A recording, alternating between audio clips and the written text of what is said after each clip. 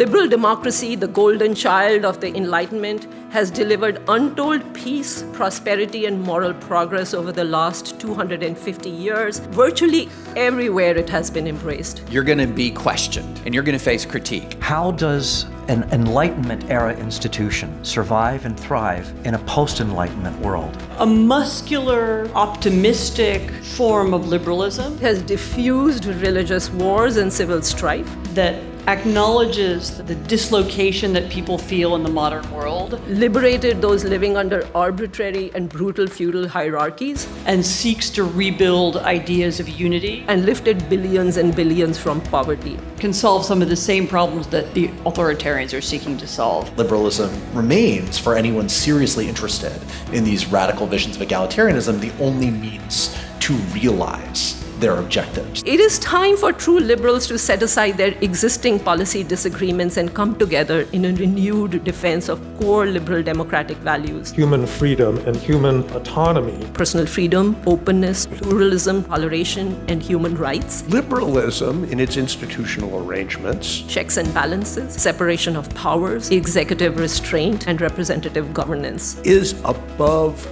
all an effort to create untoppable seawalls against tyranny.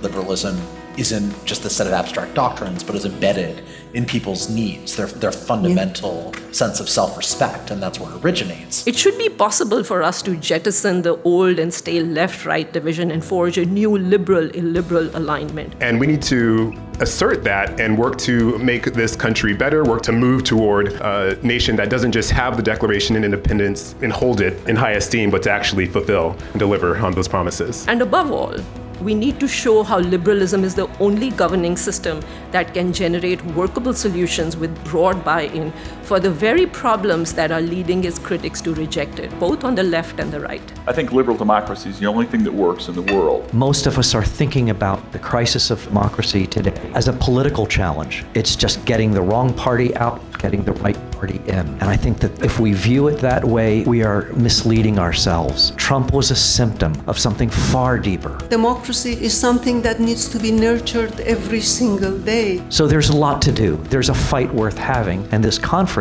is emblematic of the kind of thoughtful discussion, engagement that we need to have to mobilize to defend something that's really precious.